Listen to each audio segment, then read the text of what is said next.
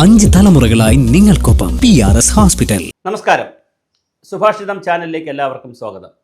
കേരളത്തിലെ ഒരു പ്രമുഖ സമുദായത്തെ ബാധിക്കുന്ന വളരെ ഗുരുതരമായൊരു പ്രതിസന്ധി നിങ്ങളുടെ ശ്രദ്ധയിൽപ്പെടുത്താനാണ് ഞാൻ ഈ വീഡിയോ ചെയ്യുന്നത്.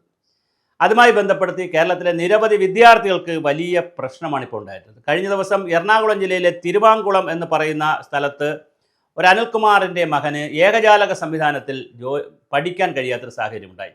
എന്തുകൊണ്ട് ഈ സാഹചര്യം ഉണ്ടായെന്ന് പറഞ്ഞാൽ അത് ആ വിദ്യാർത്ഥിയും കുടുംബവും ശൈവവെള്ളാള വിഭാഗത്തിൽ വരുന്നതാണ്. ശൈവവെള്ളാള വിഭാഗത്തിൽ വരുന്ന വെള്ളാള സമുദായത്തിൽ വരുന്ന കുറേ അധികം ആളുകൾ പാലക്കാട് ജില്ലയിലുള്ള ആളുകൾ സംവരണ വിഭാഗത്തിൽ വരുന്നവരാണ്, OBC വിഭാഗത്തിൽ വരുന്നവരാണ്. അപ്പോൾ അത് നമ്മുടെ കഴിഞ്ഞ തെരഞ്ഞെടുപ്പിന് മുമ്പേ അവിടെ തമിഴ് വിഭാഗത്തിലുള്ള ശൈവവെള്ളാളരാണ് കൂടുതൽ താമസിക്കുന്നത് എന്ന് പറഞ്ഞ ഭാഷാ ന്യൂനപക്ഷം എന്നൊക്കെ പറഞ്ഞ് പാലക്കാട് ജില്ലയിലെ വെള്ളാളർക്ക് ഇടതുപക്ഷ ജനാധിപത്യ മുന്നണിയുടെ മുൻ ഗവൺമെൻറ് നേരത്തെ AK ബാലൻ മന്ത്രിയായിരുന്ന സമയത്തുള്ള ഗവൺമെൻറ്, അത് അച്യുതാനന്ദ ഗവൺമെൻറ്റിൻ്റെ കാലത്ത് ഇത് അച്യുതാനന്ദ ഗവൺമെൻറ്റിൻ്റെ കാലത്താണോ ഇപ്പം നമ്മുടെ പിണറായി വിജയൻ്റെ കാലത്താണ്. ഞാൻ കൃത്യമായ ഒരു തീയതി വർഷം ഓർക്കുന്നില്ല. എന്തായാലും ആ കാലഘട്ടത്തിൽ AK ബാലൻ്റെ കൂടെ നേതൃത്വത്തിലുള്ള അവിടെ ഒരു തെരഞ്ഞെടുപ്പ് വന്ന സമയത്ത് അതുമായി ബന്ധപ്പെടുത്തി ഇത് കൊടുത്തിരുന്നു. അങ്ങനെ പാലക്കാട് ജില്ലയിലെ ശൈവവെള്ളാളർക്ക് അങ്ങനെ ഒരു ആനുകൂല്യം കിട്ടുന്നു. മറ്റ് ജില്ലകളിലെ ശൈവവെള്ളാളർക്ക് ഈ ആനുകൂല്യം കിട്ടുന്നില്ല. അപ്പോൾ സംസ്ഥാനത്ത് തന്നെ ശൈവവെള്ളാള വിഭാഗത്തിൽപ്പെട്ട കുറേ അധികം ശൈവവെള്ളാളർ എന്ന് പറഞ്ഞാൽ ഒരു ജാതിയല്ല, അതിനകത്ത് കുറേ വെള്ളാള വിഭാഗം എന്ന് പറഞ്ഞാൽ കുറച്ചധികം ജാതികൾ വരുന്നതാണ്. അവർക്ക് OBC ആണോ ജനറൽ ആണോ എന്നുള്ളതിനെ സംബന്ധിച്ച് വലിയൊരു കൺഫ്യൂഷനുണ്ട്. അപ്പോൾ സർക്കാരിൻ്റെ ലിസ്റ്റുകളിൽ PSC ലിസ്റ്റിലൊക്കെ ഇത് വലിയ പ്രശ്നമാണ്. അങ്ങനെ പ്രതിസന്ധി വന്നതുകൊണ്ടാണ് എറണാകുളം ജില്ലയിൽ അനിൽകുമാറിൻ്റെ മകൻ ഉണ്ടായതുപോലെ കേരളത്തിലെ നിരവധി സ്കൂളുകളിലും കോളേജുകളിലും അഡ്മിഷൻ ചെല്ലുമ്പോൾ അവർ OBC ആണോ ജനറൽ വിഭാഗമാണോ എന്നുള്ളൊരു പ്രശ്നമുണ്ട്. ഇവിടെ അനിൽകുമാറിൻ്റെ മകൻ്റെ വിഷയത്തിൽ സംഭവിച്ചത് അദ്ദേഹം ജനറൽ വിഭാഗത്തിലാണ്, എറണാകുളം ജില്ലയാകുമ്പോൾ ജനറൽ വിഭാഗത്തിലാണ്. പക്ഷേ ലിസ്റ്റിൽ വന്നപ്പോൾ ശൈവവെള്ളാളെന്ന് കേട്ടപ്പോൾ ആരോ ഇത് കമ്പ്യൂട്ടർ ജനറേറ്റ് ചെയ്ത് വന്നപ്പോൾ അല്ലെങ്കിൽ ആരോ ടൈപ്പ് ചെയ്ത് വന്നപ്പോൾ അദ്ദേഹം OBC ലിസ്റ്റിൽ പോയി.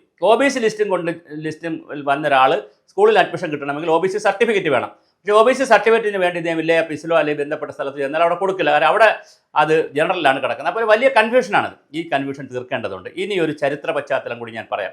PS നടരാജപിള്ള നേരത്തെ മുൻ ധനകാര്യമന്ത്രിയായിരുന്നു. നമ്മുടെ ഭരണഘടന ഉണ്ടാക്കുന്ന കോൺസ്റ്റിറ്റ്യൂന്റ് അസംബ്ലിയിൽ മലയാളിയായിട്ടുണ്ടായിരുന്ന വ്യക്തികളിൽ വളരെ പ്രധാനപ്പെട്ട ആളായിരുന്നു PS നടരാജപിള്ള. അദ്ദേഹത്തിൻ്റെ കാലഘട്ടത്തിൽ അദ്ദേഹം കുറച്ച് സമ്മർദ്ദപ്പെടുത്തിയിട്ടും കാര്യങ്ങൾ മനസ്സിലാക്കിച്ചുകൊണ്ടും അന്ന് ശൈവവെള്ളാളർക്ക് തമിഴ് വിഭാഗം എന്നുള്ള തമിഴ് ഭാഷാ ന്യൂനപക്ഷം എന്നുള്ള വിഭാഗത്തിൽ സംസ്ഥാനത്ത് എല്ലായിടത്തും, അത് ഒരിടത്തല്ല എല്ലായിടത്തുമുള്ള ശൈവവെള്ളാളർക്ക് വിദ്യാഭ്യാസത്തിൽ സംവരണം കിട്ടിയിരുന്നു. അത് തൊഴിലിലും സംവരണം വേണമെന്നൊക്കെ പറഞ്ഞെങ്കിലും അത് പലപ്പോഴും നടന്നില്ല. പക്ഷേ വിദ്യാഭ്യാസത്തിൽ കാര്യമായ സംവരണം കിട്ടിയിരുന്നു. അതുകൊണ്ട് തന്നെയാണ് എഞ്ചിനീയറിംഗ് കോളേജുകളിലും ധാരാളം ഡോക്ടർമാരും എഞ്ചിനീയർമാരൊക്കെ ആ കാലഘട്ടത്തിൽ ഉണ്ടായി. വിദ്യാഭ്യാസത്തിൽ വലിയ ആനുകൂല്യം ലഭിച്ചു. പക്ഷേ അത് പിന്നൊരു ഘട്ടത്തിൽ വന്ന് അതിനകത്ത് കമ്മീഷനുകളൊക്കെ വന്ന് നിരവധി കമ്മീഷനുകളൊക്കെ അതിനുശേഷം വന്നു.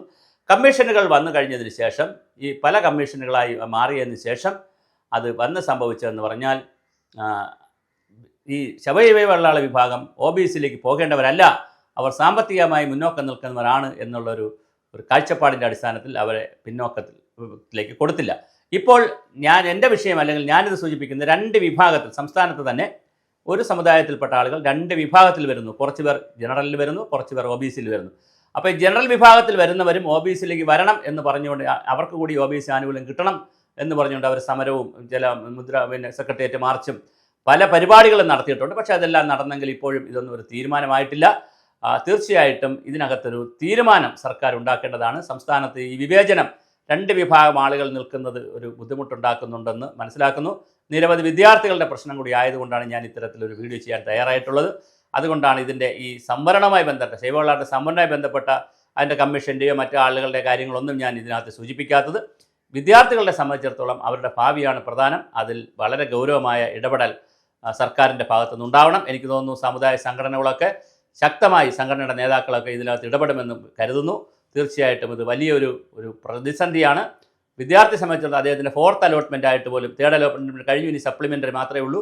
അപ്പോൾ ഇഷ്ടപ്പെട്ട വിഷയം കിട്ടത്തില്ല, ഇഷ്ടപ്പെട്ട സ്കൂൾ കിട്ടത്തില്ല. അപ്പോൾ സർക്കാരിൻ്റെ തന്നെ ചില തീരുമാനങ്ങളുടെ ഫലമായി കുറേ കുട്ടികളുടെ ഭാവി ഇല്ലാതാകുമ്പോൾ സ്വാഭാവികമായിട്ട് ജാതിയില്ലാത്ത അല്ലെങ്കിൽ മതമില്ലാത്ത നവോത്ഥാന കേരളം എന്നൊക്കെ പറയുമ്പോൾ തന്നെ കുട്ടികൾ ഏതെങ്കിലും ജാതിയിൽ ജനിച്ചു പോയതുകൊണ്ട് ഇവിടെ വിവേചനത്തിന് അടിമപ്പെടുന്നത് അല്ലെങ്കിൽ അവരെ പുറത്ത് വിവേചനം വരുന്നത് വലിയൊരു ഗുരുതരമായ പ്രതിസന്ധി ഉണ്ടാക്കും. അതുകൊണ്ട് തീർച്ചയായും ഇതിൽ സർക്കാർ അടിയന്തരമായി ഈ കുട്ടിയുടെ പ്രശ്നം പരിഹരിക്കുക എന്നുള്ളതല്ല, അതിപ്പോൾ കളക്ടറോ DPO ഒക്കെ ഇടപെട്ടാൽ പരിഹരിക്കും. പക്ഷേ ഇതൊരു വലിയ സാമൂഹ്യ വിഷയമായി, ഒരു സമുദായത്തെ ബാധിക്കുന്ന വിഷയമായി നിൽക്കുന്നുണ്ട്. അതിനാവശ്യമായ പരിഹാരം നേടേണ്ടതാണ്.